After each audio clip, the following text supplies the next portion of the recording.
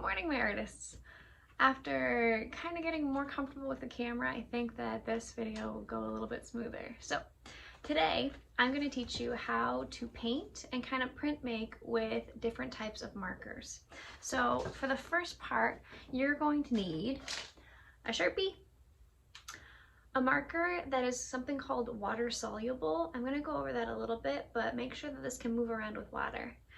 A paintbrush and some water. And of course, you're gonna need a piece of paper, okay? There are a whole bunch of different ways that this can go. I have had really wonderful successes and I've had some kind of interesting fails. Right here, I've drawn my very fuzzy cat Mac. This is just with a water-soluble marker, and this is the printmaking technique. It can come out like this. It can come out really cool and organic, just like this. And eventually I'm going to show you guys how to paint with those kind of markers to get something really cool that looks like this whale. Okay, so go get a Sharpie, a marker that you don't think is waterproof, and a paintbrush and some water and some paper, and let's start and make something really cool. Okay guys, so just like I showed you in the beginning, we're going to be doing a printmaking technique. And just like our little Mac here and the whale that I showed you, we're going to be testing out waterproof versus not water soluble markers. So you're going to have to get yourself some permanent markers. I just have black here. And test out what of your markers is waterproof or not. So the way that you know if you're waterproof is a great way to just test it.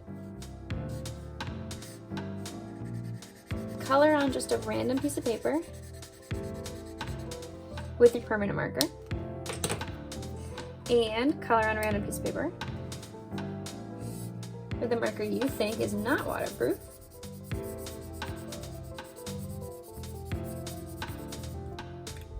Then use a little bit of water and a paintbrush.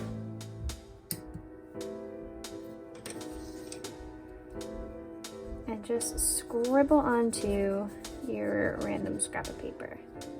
Now your permanent marker should not move around versus your water activated marker should move. This is a great way to paint if you don't have paints at home.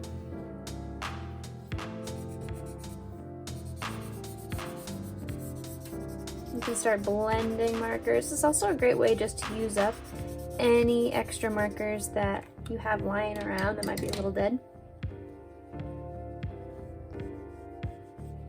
And they mix just like regular watercolor. And that's how we're going to kind of make our printmaking technique work. Okay, so this is water activated. This is permanent marker. Okay, so I have my permanent marker drawing right here. So what I'm going to do is I want to have a beautiful painted background of a rainbow. Now this is a printmaking technique that is not foolproof. It's going to be a little organic and cool looking. But what I need is a thin piece of plastic. It could be any kind of plastic as long as you can lay something flat onto it. And then you need all of your markers right here. And you're going to start just coloring onto the plastic, just like this.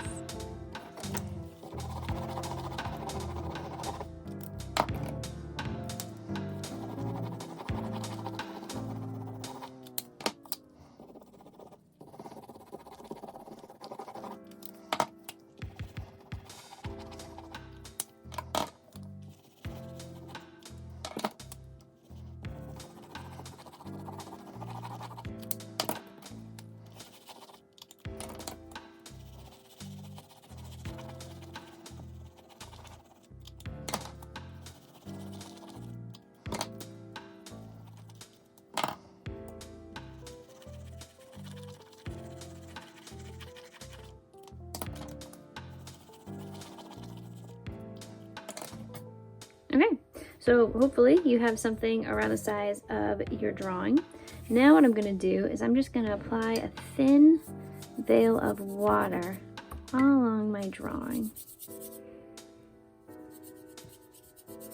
really thin. You don't want it to get too wet, but make sure every single ounce of your paper, every part of that surface is super wet.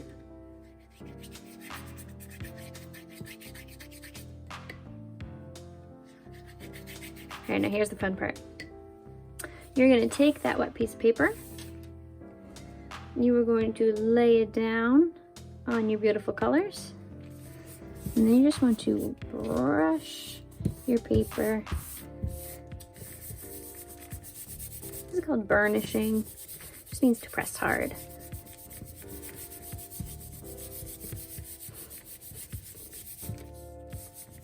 And when I lift up, my paper is probably just like my hand. It's going to be nice and colorful. Are you ready? Ta-da! So it looks really cool. It's really organic. If you want, you can always add more water and you can do it again.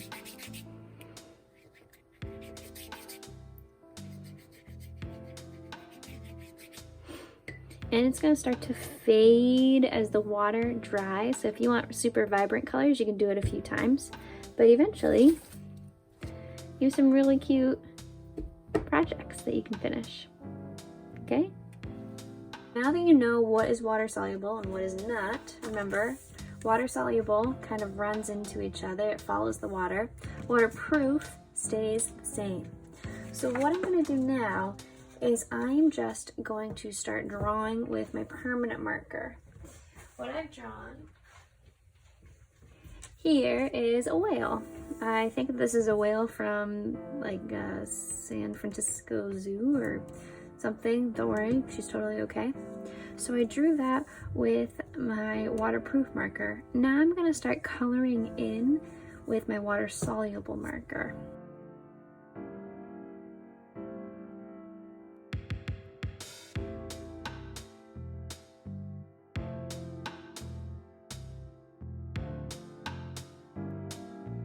So now what I'm going to do is I've already drawn my black lines with my permanent marker.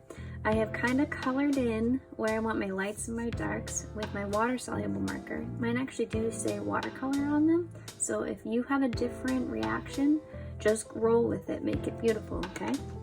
So I'm going to take my gross water that I have made the pot myself, and I'm just going to start painting in to my shapes. And remember, these kind of turn into paint, so you can push them around a little bit. It's gonna start getting really organic looking. My colors are gonna start fading into one another. Oh, this is so pretty.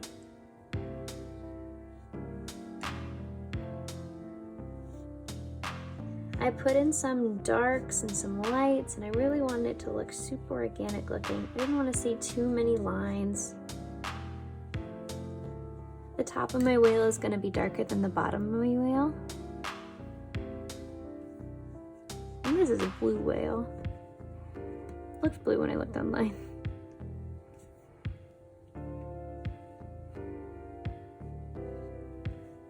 Okay. Remember that the water's going to start reacting in different ways. So I'm going to kind of watch after some areas. If I want to keep blending, I can with a little bit of water and a little bit of brushing. Oh, it's really pretty. Okay, now I'm going to start going into my fin. Remember, water is attracted to water. So wherever you put your water, that's where your paint's going to go.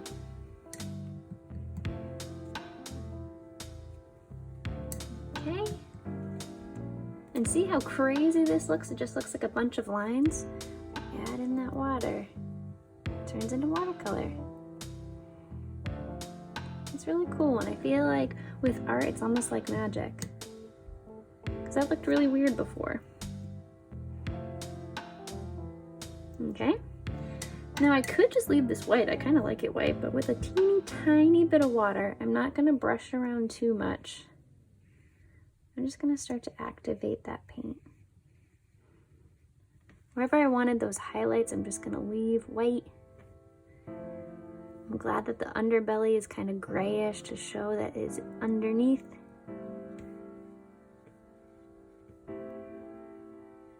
Okay. Oh, I love the purple coming out. That's really cool. Now I'm really happy with this. I could just stop here. Oh, look at how cool all the little crystallizations are happening. But what I'm gonna do is I'm gonna let this completely dry, and I'm gonna do a little bit of that printmaking for the background and for these bubbles. Okay, so I'll see you in a second. Okay guys, just like before, what I did is I watered everything that I want that background to be. So I was really careful to get around my whale. So now what I'm gonna do is I'm gonna think, where do I want those beautiful colors to be? Where do I want it to be darker? Where do I want it to be lighter? When you flip this, it's gonna flip the opposite way. So you kind of have to flip your paper and flip your brain to where you think things are gonna end up. Again, it might get a little organic, might get a little weird. It's okay. Fall in love with the process, not the product, right?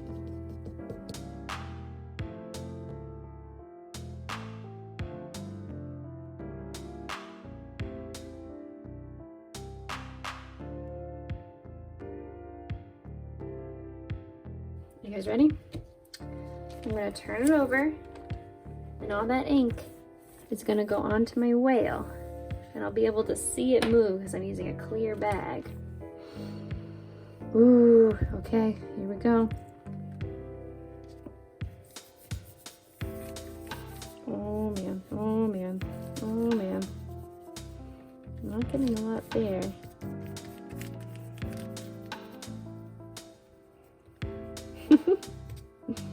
Alright, you guys ready? A little nervous. That's the fun in it though, right? Okay, ready? 3, 2, 1. Whoa. Oh, I have a little bit of some spilling. I'm gonna grab a dry brush. Blend that back in.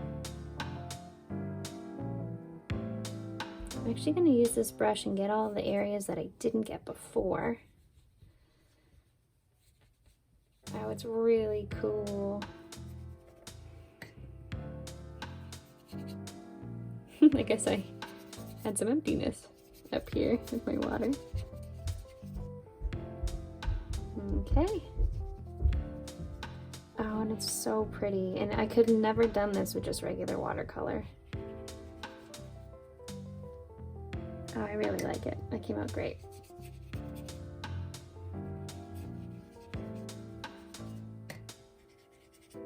I have kind of this empty spot that I guess I didn't get. I'm just gonna lay back my bag and see what transfers.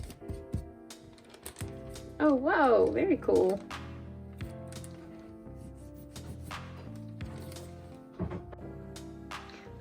So I just spent a really long time editing that video. I probably look a little different, but probably fine. This is the way the whale came out after it's super dried.